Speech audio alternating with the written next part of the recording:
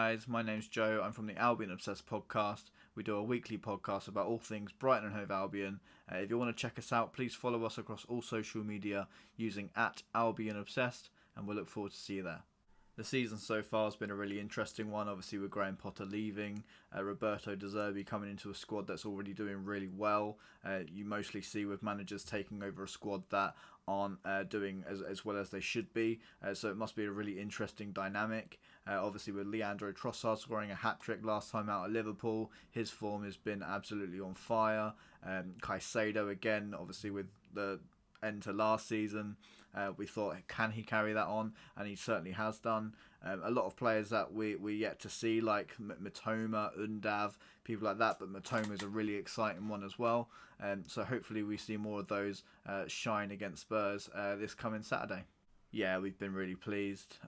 It's sort of like dreamland for Brighton, seeing our team fourth in the Premier League, blowing away Liverpool in the first sort of 25 minutes at Anfield was something that we thought we would never see. So yeah, we can't complain about the performances. Obviously a massive win against Leicester last time out at home, 5-2, which turned out to be Graham Potter's last game in charge. But for us fans, we just hope that carries on. And we hope to see a very similar performance against Spurs on the weekend. Definitely surprised by our good start. To still be fourth now is a bit crazy. We haven't played obviously for about a month with the fixtures being cancelled due to train strikes and other circumstances. Not overly surprised with Spurs starting the way they have. They got some world-class players, a world-class manager in Conte, and I think it could be a really good season for them. I think the thing that Spurs need to do is compete in the big games and get the points from the bigger teams, and I think they'll do really well, and I think it could be seeing a top four finish. I wouldn't say pleased, but it was an okay one.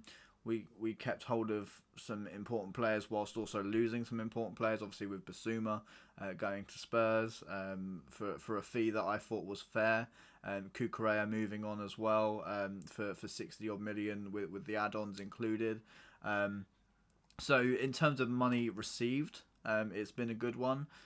You would have thought that maybe we would have reinvested that money, but we're not really a club that go out and splash the cash.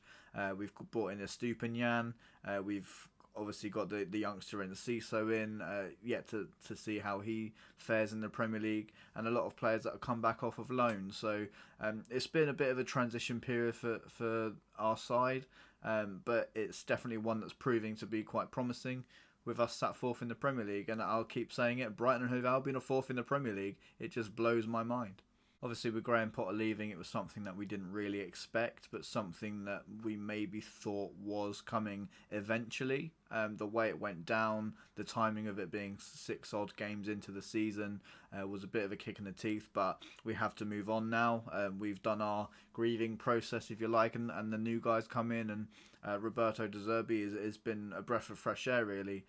Seeing him on the touchline against Liverpool, an animated character, somebody that's going to get the best out of his players individually. Also taking the Graham Potter approach of looking at them as human beings first, and then seeing them as footballers and helping them improve in the areas that they know they can. I think Conte would be successful at Spurs. Yeah, he's a world-class manager. Obviously, he's won the Premier League with your London rivals. So I think Spurs are one of these teams that are sort of waiting to succeed. And they will succeed eventually. You've got world-class facilities, that being your new stadium, which is just absolutely like spine-tingling.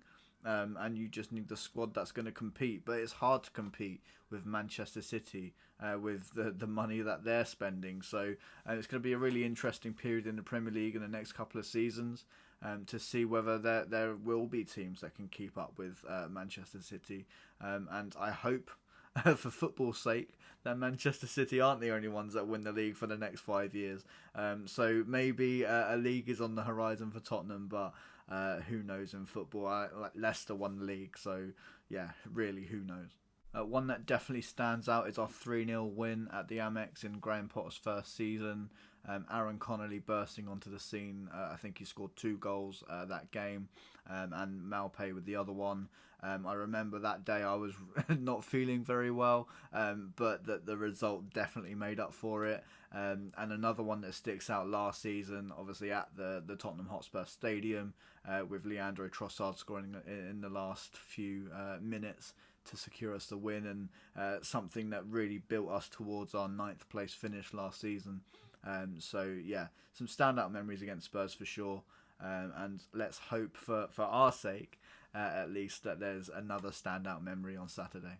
Okay, so our predicted lineup, we don't really know. Obviously, we've only had Roberto De Zerbi in for one game, so I'd imagine it would be something like Sanchez, and then we'll go with a back three of Veltman, Dunk, and Webster.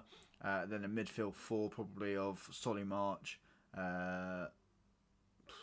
McAllister, Caicedo, and Trossard, and then Pascal Gross alongside Danny Welbeck, and maybe we might see a wild card of Mitoma.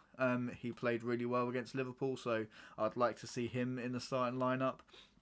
But as I say, who knows how that's going to go down.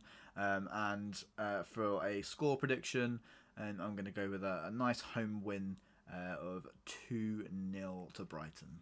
For us, finishing anywhere above 10th will be a really successful season. I think anywhere above 12th, realistically, I would like us to finish. But obviously with us sat 4th in the league at the moment, we hope to build on that and have a really successful season. Maybe even see Europe, but that's a little bit sort of like dreamland.